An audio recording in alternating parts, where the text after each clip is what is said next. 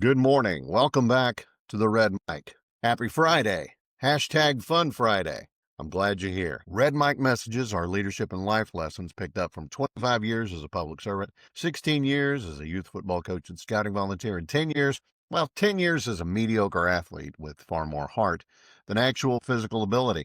Today's Red Mic message, as you might have gathered from the mug, happy Repeal Day. Today is the anniversary of the repeal of one of the most ill-conceived ideas ever in American history. Let's take a product, let's make it illegal, and then let's be surprised when crime happens. Just completely ridiculous. Repeal Day. If you saw the movie The Untouchables, Sean Connery playing a beat cop working for the Treasury Department, working for Elliot Ness. What are you prepared to do? Right? Bad Sean Connery impersonation, I know. But basically he was telling Elliot Ness, you know what? You're going to have to step up your game. More on that here in a little bit, but the answer to what are you prepared to do? Well, ultimately on December 5th, 1933, America finally answered that question. After 13 years of speakeasies, bootleggers, bathtub gin, federal agents wearing fedoras, chasing bad guys who were also probably wearing fedoras, the nation took a step back and said, you know what, we're prepared to use a little common sense. Because what they found is, a law that, the Volstead Act, which led to the constitutional amendment outlawing alcohol. They found that it increased crime 24%. And honestly, that's the birth of La Cosa Nostra, the mafia in the United States. Hey, we can make some money selling some illegal whiskeys. All right, well, let's do that. Well, it's against the law. I don't care. Let's do it anyway. So America finally said, okay, we are prepared to use some common sense. The 21st Amendment ended prohibition, and in a way, it played out a lot like The Untouchables. Sean Connery's character Malone said, you don't bring a knife to a gunfight. But that's what they were doing. Prohibition kept escalating, and so did the problems. Crime went up through the roof. Respect for the law went down. People worked around the rules faster than the government could enforce them. And people got inventive about it, too.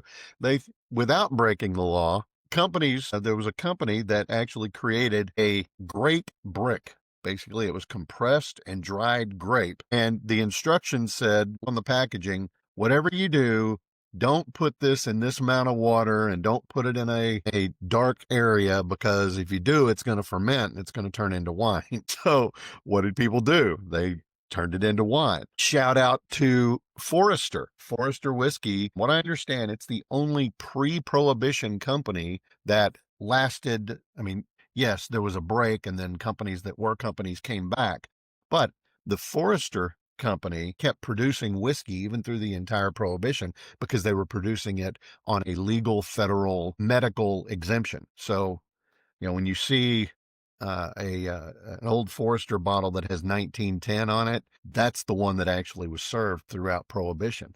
Also, a shout out to my buddy Emiliano at Still Austin. He is the head distiller there, man. And I knew him when he was just working at old WB Liquors. And great guy. Congrats to him. So anyway, back to today's hashtag Fun Friday. People working around the rules, and they were doing it legally. However, then you got people like Capone and his whole baseball speech, walking around, hitting his bat, talking about teamwork, how a team succeeds when everyone understands the mission and works together. And he says, a man becomes preeminent, he's expected to have enthusiasms. What's mine? Baseball. A team. Team is only as strong as the people in it. And then he whacks a guy with the bat. Great scene, by the way. Then big, huge pan, and then you see the result of that spilling out across the table. It's fantastic. If you haven't seen the movie The Untouchables, I highly recommend finding it on streaming. All of that, there's the irony.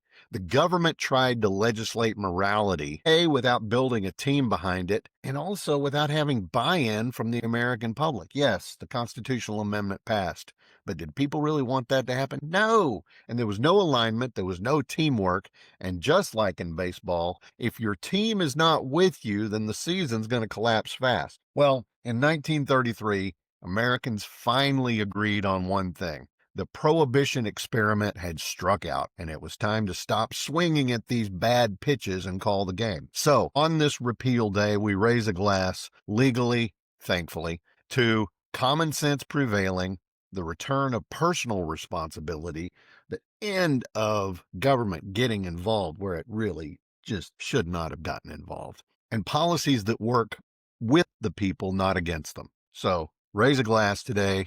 Happy Repeal Day. Happy #Fun Friday. I love you guys. I hope you have a great weekend. I'm going to do my best to have one. I'll see you again Monday. And again, congrats again to my buddy Emiliano over at Still Austin. In fact, if you're in the Austin area, go find Still Austin. Go raise a glass. And if you run into a big burly Mexican guy, say, "Are you Emiliano?" And if he says yes, tell him you heard all about him on the red mic. I'll see you again Monday. Until next time, life is short. Drink the bourbon. I'll see you.